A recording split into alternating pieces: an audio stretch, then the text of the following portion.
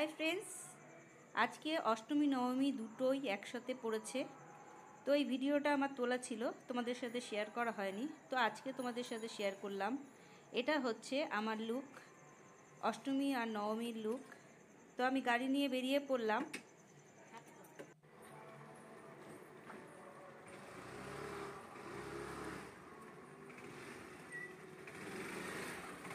তো চলো, আমি চলে এসেছি নর্থল্যান্ডে। নর্থল্যান্ডটাকে দেখে এখন পুরো কান্না পায়। ফ্রেন্ডস, প্রত্যেক বছরই পুজো হয় এরকম কাকমরা মতন যেরকম হয়।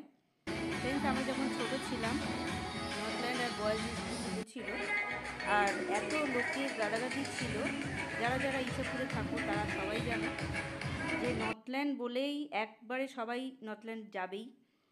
তো দেখো, মায়া তো ছাড়তে পারি না, ওইভাবে নর্থল্যান্ড ঘুরতে চলে আসলাম। কিছুই বসেনি খাবারের স্টল। তো আমিও কিছু একটু পোজ দিয়ে নিলাম, এইভাবে বেরিয়ে যাচ্ছি। দেখো, মাঠ পুরো খাকা করছে। কিছু মানুষ খুব জোর হলে 6 থেকে 7টা স্টল বসেছিল। ফুচকা খেয়ে নিলাম। এসছি যখন কিছু তো খেতে হবে, কিন্তু আমি উল্টোপাল্টা জিনিস খেতে পারি না, তো একটু ফুচকাই খেয়ে নিলাম। ফুচকা সবার ফেভারিট, তোমাদেরও তো তাই। কমেন্ট সেকশনে জানিও। আর তোমরা পুজো কেমন কাটালে সেটাও কমেন্ট সেকশনে জানিও। আমি ফ্রেন্ডস পুজোতে কোথাও বেরোনি, ওই জন্য ব্লগ ভিডিওগুলো করাও হয়নি। আমি ঘরেই বসেছিলাম। ফ্রেন্ডস, ভিড়ের মধ্যে, আমার গাদাগাদির মধ্যে একদম ভালো লাগে না।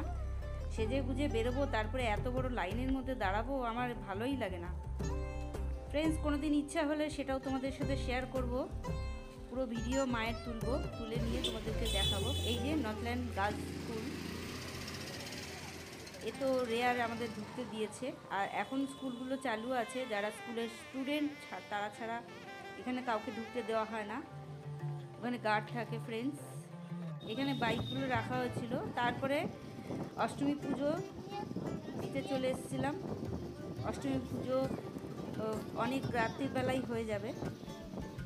6টার মধ্যে, সকাল 6টার মধ্যে না 5টার মধ্যে ছেড়ে গেছে এইবার।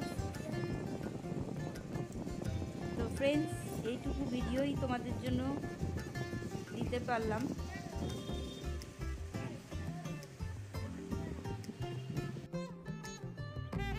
আর দেখো ফ্রেন্ডস, এখানকার খাটটা আমি বানাতে দিয়ে দিয়েছি। নেক্সট ভিডিওতে সেটাও আসছে, আমার খাটের ভিডিও।